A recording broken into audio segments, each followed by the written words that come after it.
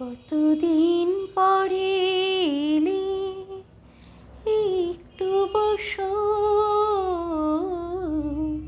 কতদিন পরে এলে, একটু বসো। তোমায় অনেক কথা বলার ছিল, যদি শোনো। কতদিন পরে এলে, আকাশে বৃষ্টি আসুক, গাছেরা উঠুক কেঁপে ঝড়ে।